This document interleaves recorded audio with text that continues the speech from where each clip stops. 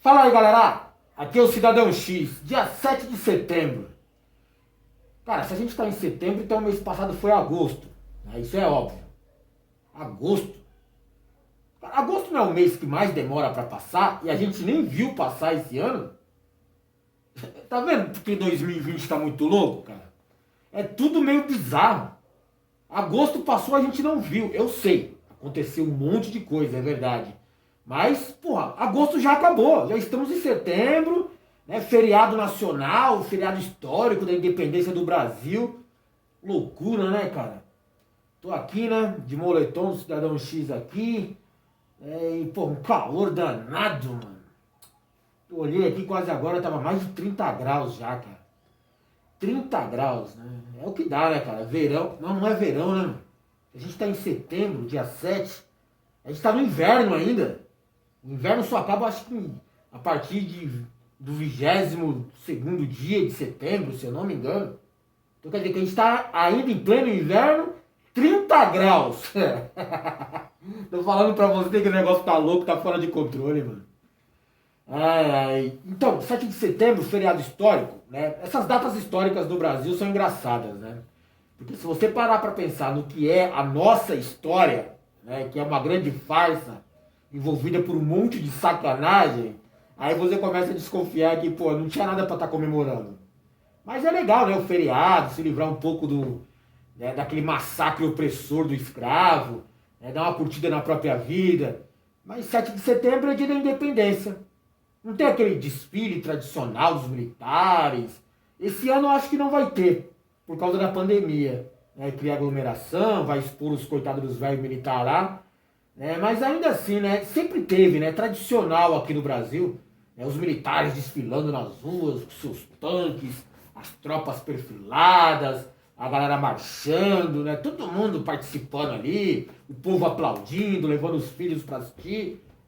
Como quem comemora os heróis, né, os militares heróis que garantiram a nossa liberdade com essa independência, que lutaram, arriscaram a própria vida, e até hoje eles têm que ser homenageados com esse desfile.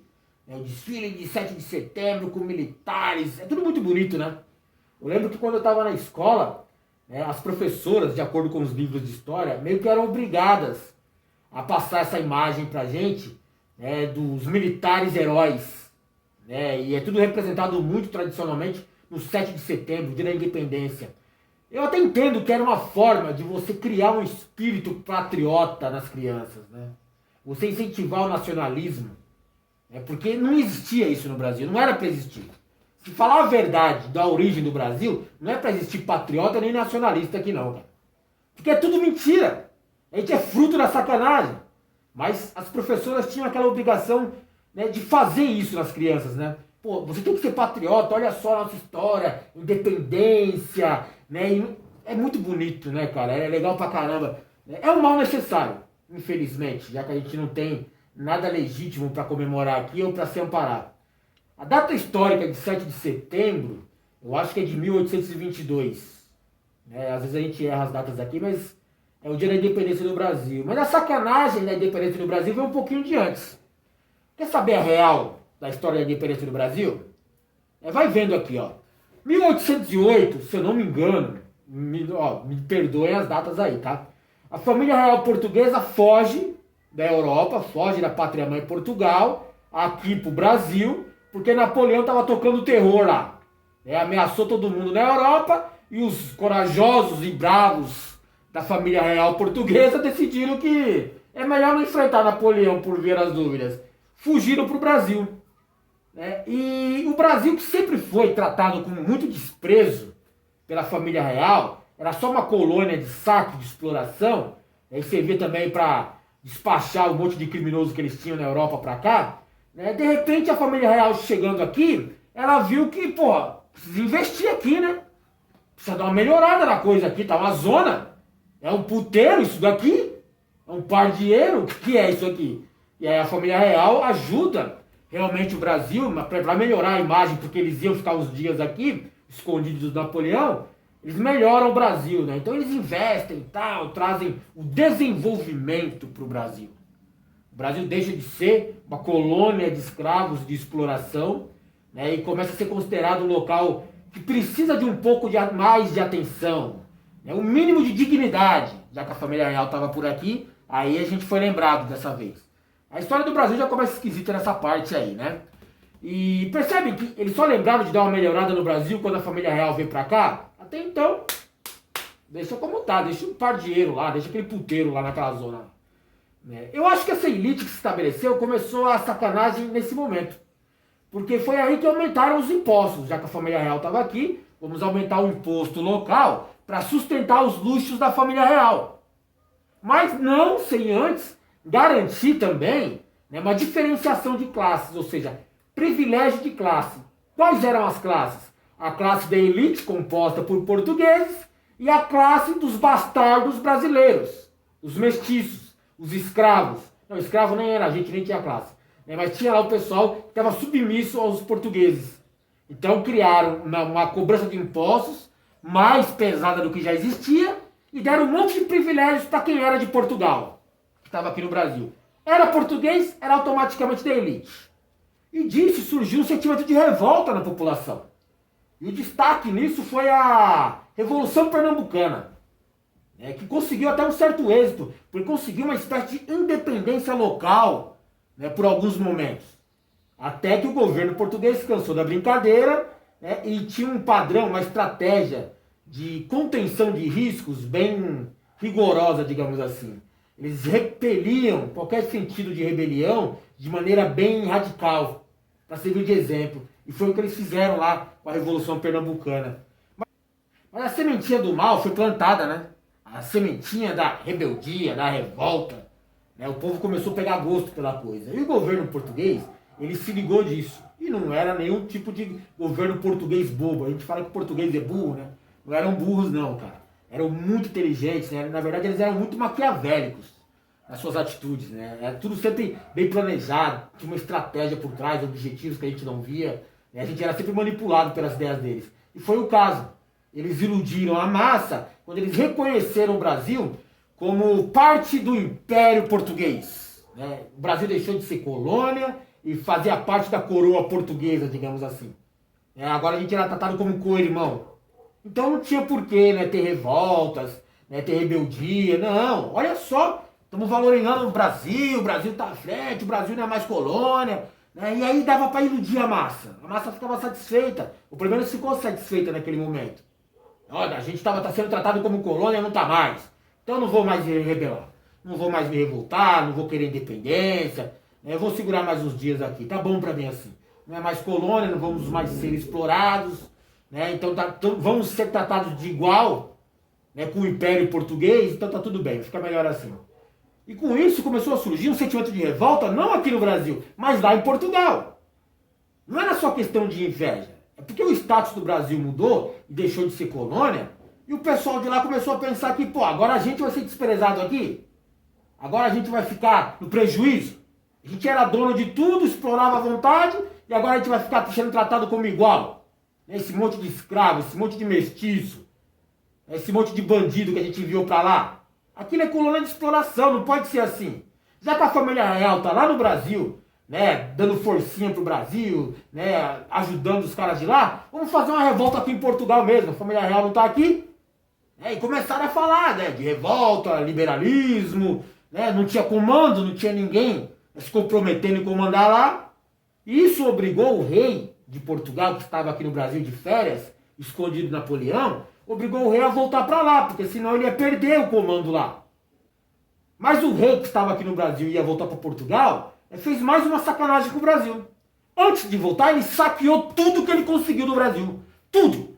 Tudo que era recurso, fortuna, né, ouro e outros recursos que tinha aqui, que era patrimônio do Brasil, ele saqueou, colocou no navio e voltou para Portugal. Voltou milionário para Portugal. Agora eu sou o cara. Ele tirou tudo do Brasil, roubou tudo. E ainda por cima, para garantir que ele ia continuar no comando, né, também aqui do Brasil, mesmo voltando para a Europa, ele saiu e deixou o Pedrão porra louca, filho dele, como regente do Brasil. Olha, o Brasil tá aí e tal, vocês têm aí um certo status dentro da coroa, tanto que eu vou deixar meu filho governando vocês. Malandragem, né? Ele sai daqui do Brasil, volta para a Europa para retomar o comando lá, mas deixa o filho comandando aqui. Ou seja, a família real continuava comandando tudo. Ocorre, galera, que lá em Portugal, com a chegada do rei, se formou uma nova corte, uma nova elite.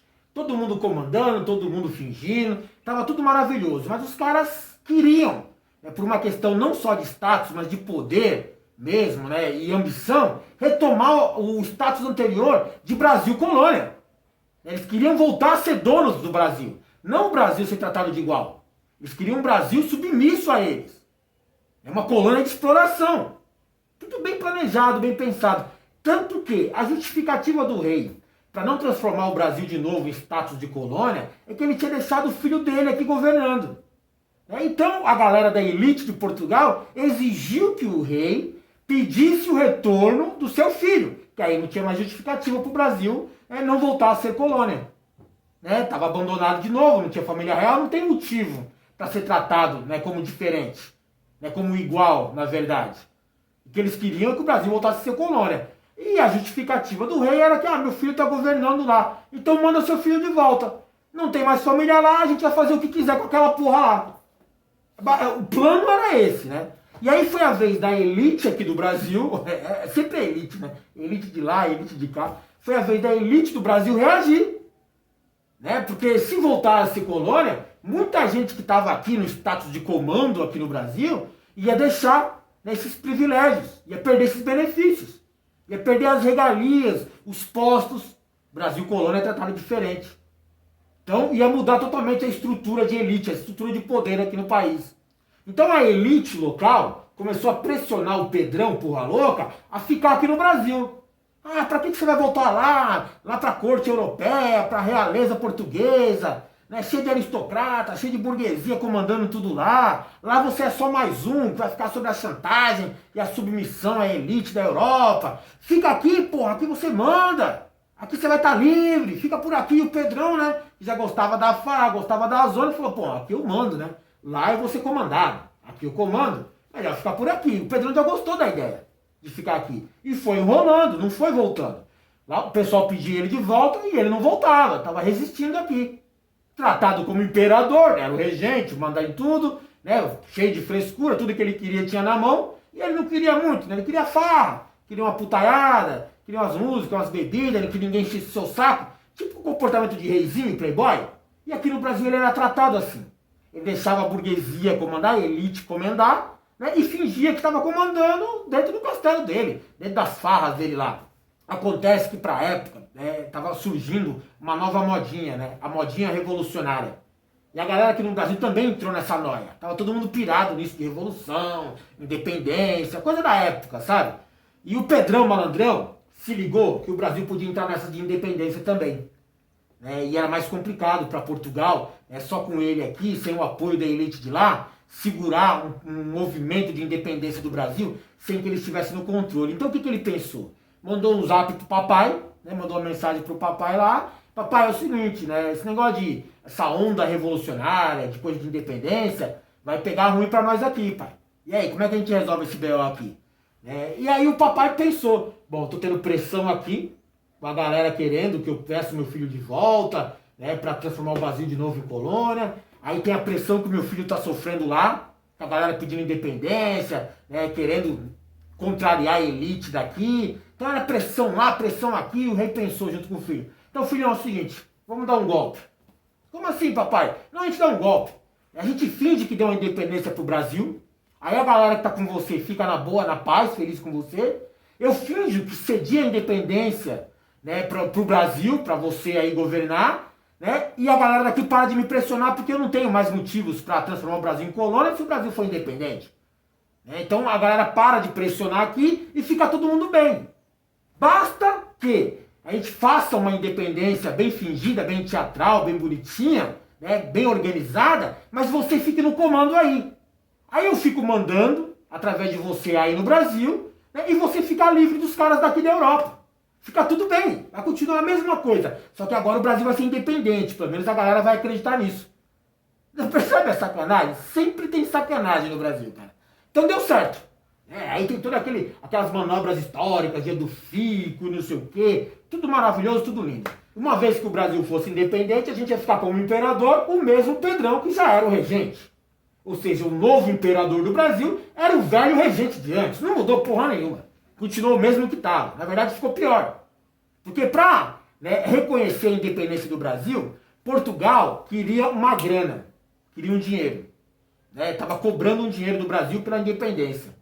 É diferente de outros países, como os Estados Unidos, que foram à guerra pela independência, e aí sim justifica a tradição de você homenagear os militares, a galera que lutou na guerra. Aqui no Brasil não teve guerra da independência, não.